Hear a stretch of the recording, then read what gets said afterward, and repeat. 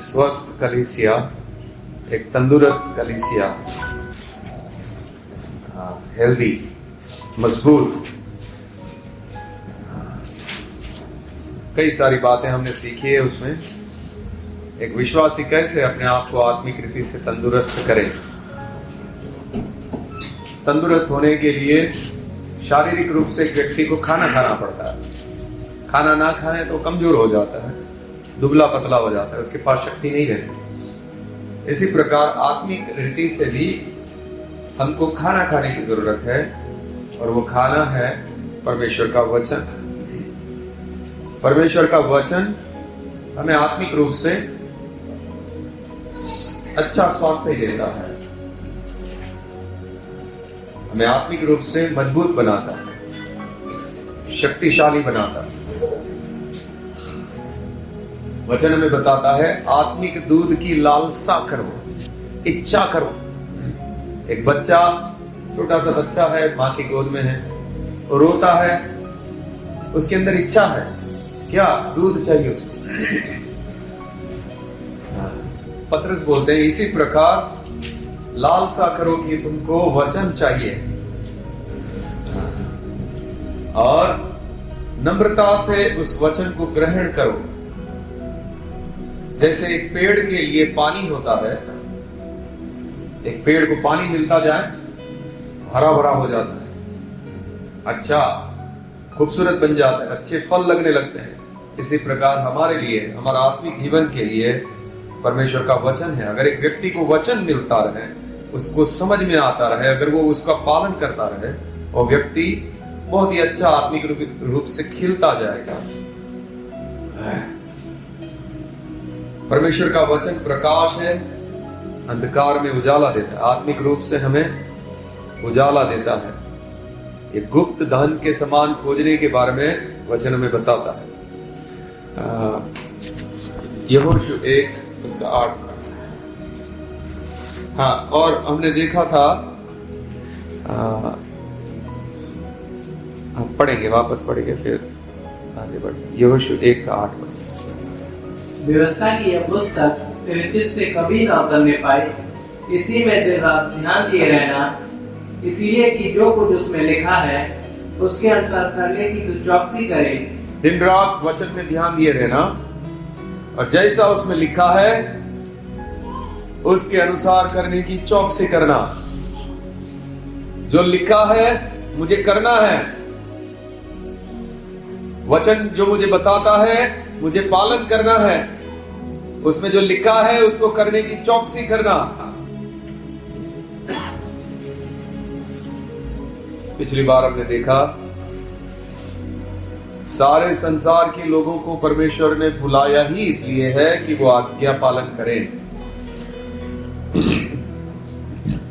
और जो लोग आज्ञा पालन करते हैं वही लोग प्रभु का परिवार है। प्रभु उनको बोलता है ये मेरा परिवार है।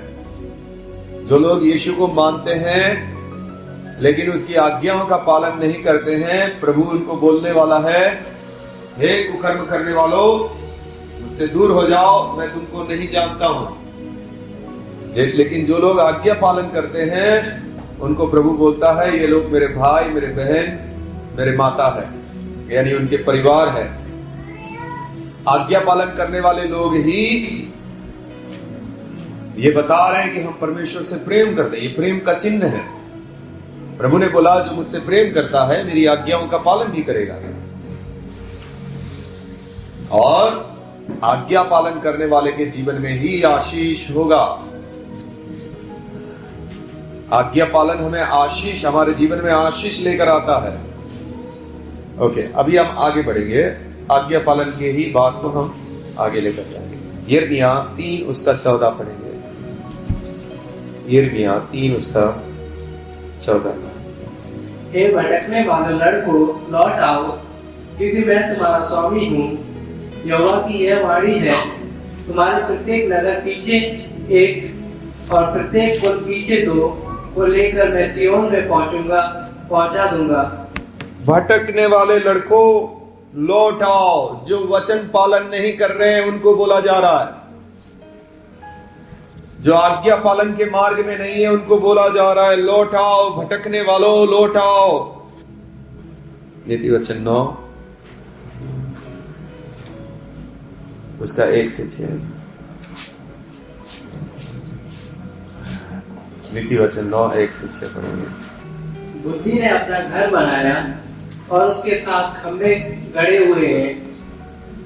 उसने अपने पशु वध करके अपने दाख मधु में मसाला मिलाया है और अपनी मेज लगाई है। उसने अपनी सहेलियां सबको बुलाने के लिए भेजी है।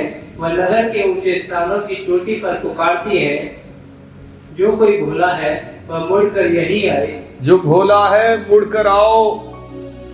और जो निर्बुद्धि है उससे वह कहती है, आओ मेरी रोटी खाओ और मेरे मसाला मिलाए हुए दाख मधु को पियो। ये वचन का भोज खाने के लिए, वचन को प्राप्त करने के लिए बुलाया जा रहा है। भोला है, जो निर्बुद्धि है, भोले को बुद्धिमान बनाता है ये वचन, निर्बुद्धि को बुद्धि देता है ये वचन। मेरी रोटी खाओ, ये वचन की रोटी खाओ। हाँ, इस वचन से पियो। आगे, भोलों का संग छोड़ो और जीवित रहो, समझ के मार्ग में सीधे चलो। समझ के मार्ग में चलो। जो लोग भटक रहे हैं, जो वाक्य पालन नहीं कर रहे हैं, उनको बोला जा रहा है मेरे मार्ग में आ जाओ, मेरे वचन को सीखो, मेरे वचन में चलो। जो भोले हैं उनको बुद्धिमान बना दिया जाएगा, निर्बुद्धि को बुद्धि दी जाएगी। प्रेरितों के काम 5 उसका 28। क्या हमने तुम्हें चिताकर आज्ञा ना दी थी कि तुम इस नाम से उपदेश ना करना? तो भी देखो, तुमने सारे यरूशलेम को अपने उपदेश से भर दिया और उस व्यक्ति का लहू हमारी गर्दन पर लाना चाहते हो। आगे, तब पतरस और अन्य प्रेरितों ने उत्तर दिया, मनुष्यों की आज्ञा से बढ़कर परमेश्वर की आज्ञा का पालन करना ही हमारा कर्तव्य है। हमारा कर्तव्य यह है, मनुष्यों से बढ़कर परमेश्वर की आज्ञाओं का पालन करें। सबसे पहला स्थान परमेश्वर को दिया जाए, उसकी आज्ञाओं को दिया जाए, उसकी आज्ञाओं का पालन हम करेंगे। इफिसियन 6 का 6। मनुष्यों को प्रसन्न करने वालों के समान दिखाने के लिए सेवा ना करो, पर मसीह के दासों के समान मन से परमेश्वर की इच्छा पर चलो। मन से परमेश्वर की इच्छा पर चलो, मन से, मन लगाकर। भजन संहिता 40 उसका 8। हे मेरे परमेश्वर, मैं तेरी इच्छा पूरी करने से प्रसन्न हूँ और तेरी व्यवस्था मेरे अंतःकरण में बसी है। तेरी व्यवस्था, तेरी इच्छा करने से प्रसन्न हूँ। प्रसन्न होकर उसकी इच्छा को पूरी करें। मन से परमेश्वर की इच्छा पर चलें। पहला शमूएल 15 उसका 22। शमूएल ने कहा, क्या यहोवा होम बलियों और मेल बलियों से उतना प्रसन्न होता है जितना कि अपनी बात के माने जाने से प्रसन्न होता है? सुन, मानना तो बलि चढ़ाने से और कान लगाना मेढ़ों की चर्बी से उत्तम है। हाँ जी,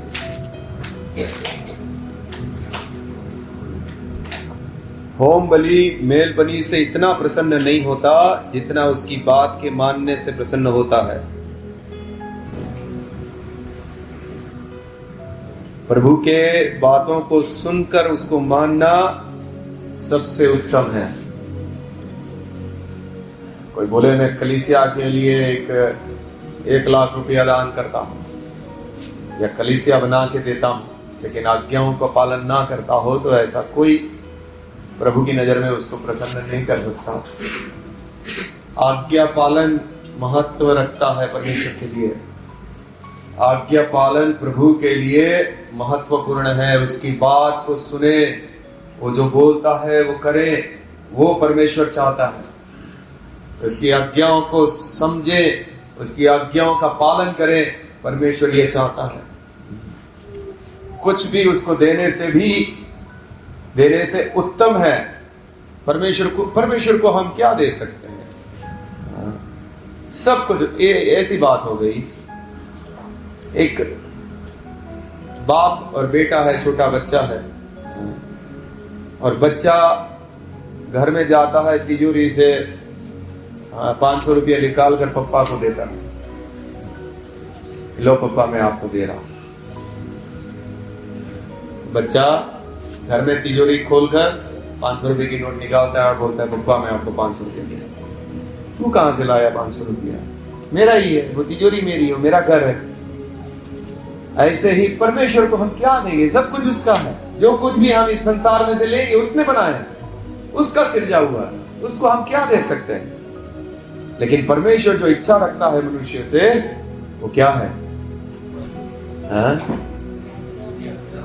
उसकी आज्ञाओं को माने, उसकी आज्ञाओं को जाने, क्या है उसकी आज्ञाएं, और उसकी आज्ञाओं को माने, उससे वो प्रसन्न होता है। पूरे संसार में प्रभु की नजर वही है, कौन मेरी इच्छा को पूरी कर सके, कौन मेरी बात को मानने के लिए तैयार हो सके, मेरे वचन को आदर दे।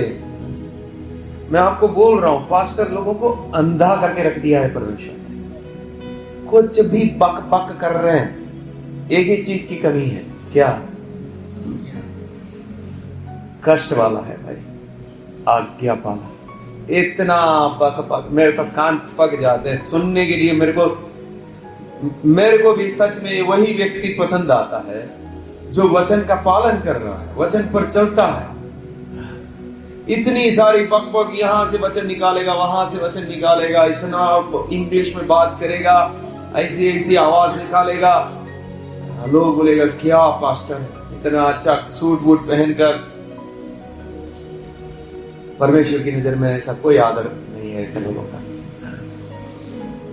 लेकिन एक गांव में गरीब व्यक्ति छोटे से घर में, झोपड़े में एक सेवकाई कर रहा है, पास्टर का काम कर रहा है, और परमेश्वर की इच्छा को जानकर जितना उसको मालूम है वो पालन कर रहा है, वो ऐसा लोगों को परमेश्वर पसंद करता है। बड़े बड़े लोगों के मन में एक गलत फहमी है, पास्टरों के भी मन में गलत फहमी है कि मैं ज्यादा लोगों को बचा लूंगा या ज्यादा लोग मेरे चर्च में आएंगे तो परमेश्वर प्रसन्न हो जाएगा। नहीं, उसकी इच्छा के अनुसार आपके पास एक ही हो, दो ही हो, लेकिन आप उसकी इच्छा करने वाला व्यक्ति है,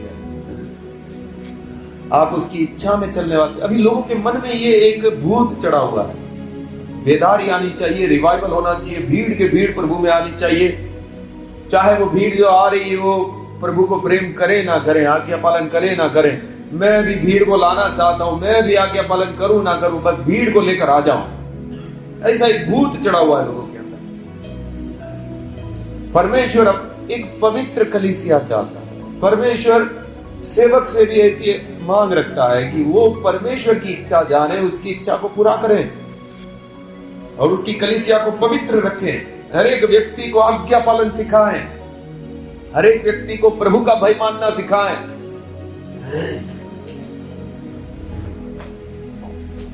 प्रभु को हम कुछ नहीं दे सकते, वो आज्ञा पालन की मांग करता है। आप सबसे मैं यही इच्छा रखता हूं, हर एक व्यक्ति से यही इच्छा रखता हूं कि आप आज्ञा पालन करें। जबकि हमारे कलीसिया की बड़ी विडंबना है कि हम वो नहीं कर पाते, वो करना नहीं चाहते। उद्धार हो गया है, आते हैं, बैठते हैं, गाना जोर जोर से गा के वापस अपने जैसे थे,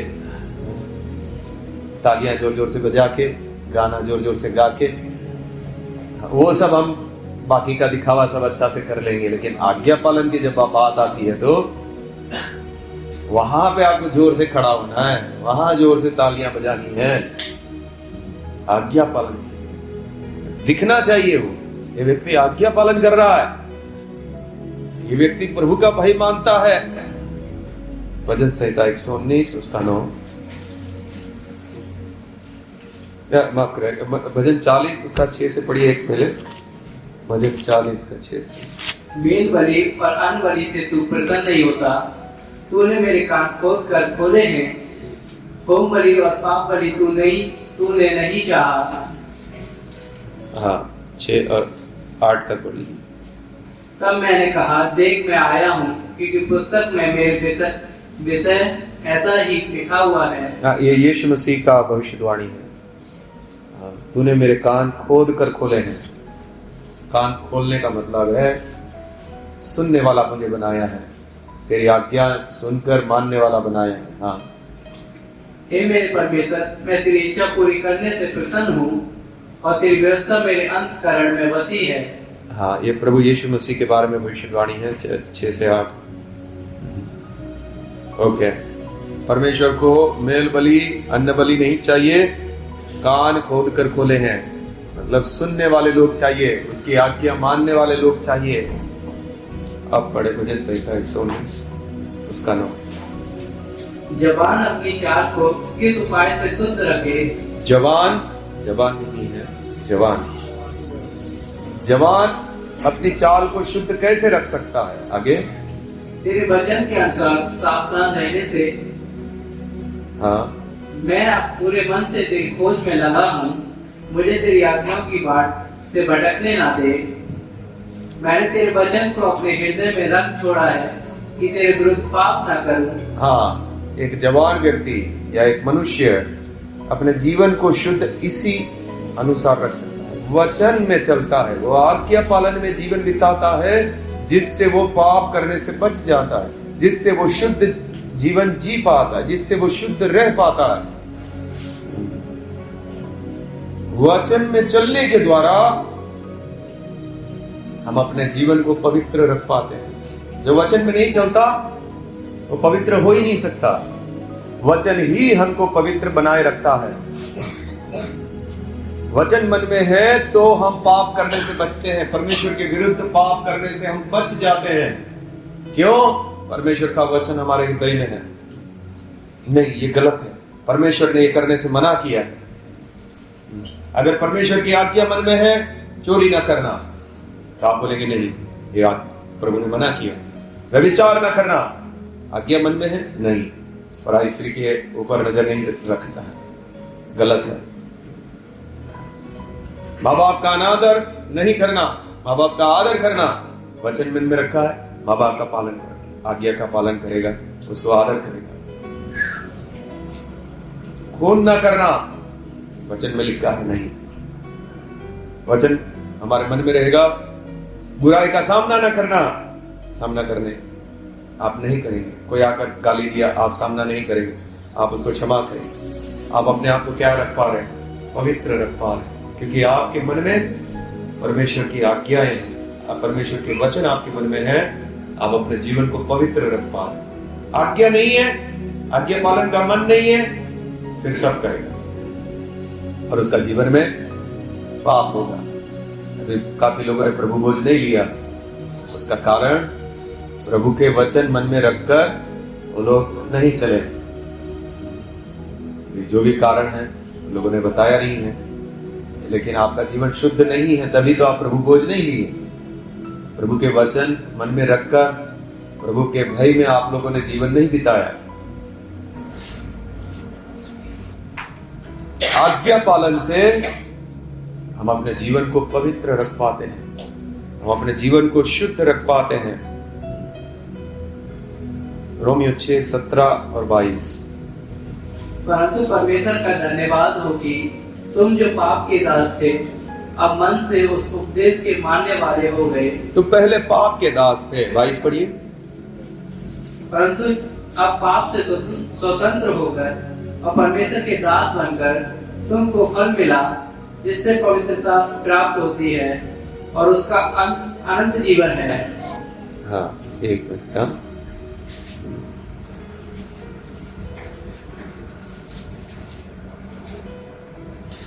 जिसकी आप आज्ञा मानते हैं, आप उसके दास है। 16 पढ़िए। क्या तुम नहीं जानते कि जिसकी आज्ञा मानने के लिए तुम अपने आप को दासों के समान सौंप देते हो, उसी के दास हो, चाहे पाप के जिसका अंत मृत्यु है, चाहे आज्ञाकारिता के जिसका अंत धार्मिकता है। आप या तो पाप के दास हैं, आप या तो आज्ञाकारिता के दास हैं। अब जिसको भी आप अपने आप को देते हैं, या तो आप अपने आप को पाप के हाथ में दे रहे हैं। अगर आप अपने आप को पाप के हाथ में देते हैं तो आप पाप के दास हैं। अगर आप अपने आप को आज्ञाकारिता के लिए दे रहे हैं तो आप आज्ञाकारिता के, परमेश्वर के दास हैं।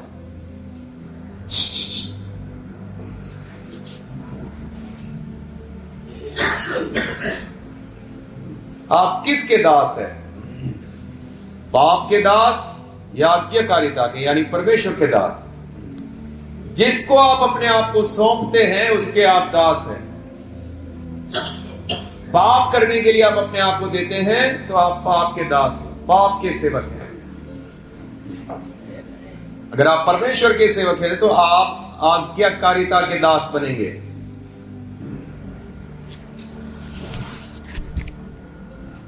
किसके नौकर हैं आप? ये तय करेगा आप किसकी मानते हैं। पाप की मानते हैं तब आप पाप के नौकर हैं। अब आज्ञाकारिता में चलते हैं तब आप परमेश्वर के सेवक हैं। भजन संहिता 119 उसका 35। अपनी आज्ञाओं के पथ में मुझको चला, क्योंकि मैं उसी से प्रसन्न हूँ। प्रार्थना कर रहा है भजन लिखने वाला व्यक्ति, प्रार्थना कर रहा है, मुझे तेरी आज्ञा पालन के पथ में चला, मुझे आज्ञा पालन करने वाला व्यक्ति बना प्रभु, उसी से मैं प्रसन्न रहता हूं, मुझे आज्ञा पालन करने वाला बना प्रभु।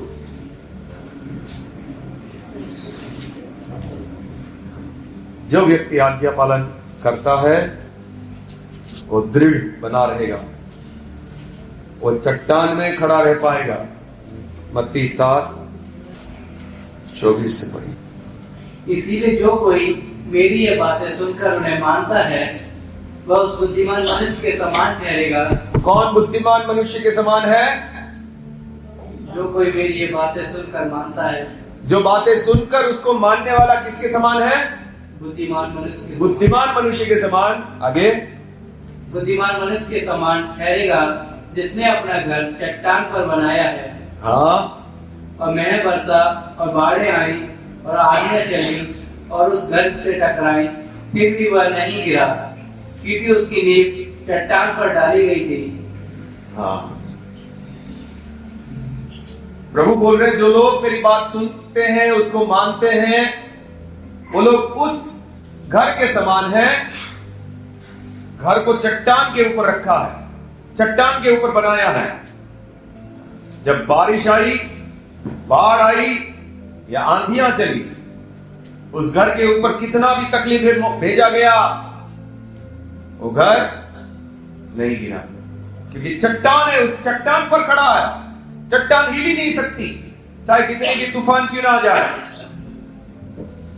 फिर आगे, परंतु जो कोई मेरी बातें सुनता है और उन पर नहीं चलता, सुनता है लेकिन नहीं चलता नहीं है, वह उस निर्बुद्धि मनुष्य के समान ठहरेगा। वो लोग कैसे हैं? निर्बुद्धि, बुद्धि नहीं है, निर्बुद्धि, मूर्ख। हाँ, आगे, निर्बुद्धि मनुष्य के समान ठहरेगा जिसने अपना घर बालू पर बनाया। जिसने अपना घर किसके ऊपर बनाया? बालू पर, रेत के ऊपर। रेत में घर बना हुआ है तो खिसक जाएगा, चट्टान पे है तो उसको कुछ नहीं होगा। आगे, और मेह बरसा और बाढ़ें आई और आंधियां चली और उस घर से टकराई और वह गिर कर सत्यानाश हो गया। हाँ, वो घर गिर जाएगा। किसका घर गिर जाएगा? निर्बुद्धि। हाँ, जो आज्ञाओं पर नहीं चलता, जो सुनता है मानता नहीं। लेकिन जो सुनता भी है और मानता भी है वो बुद्धिमान है।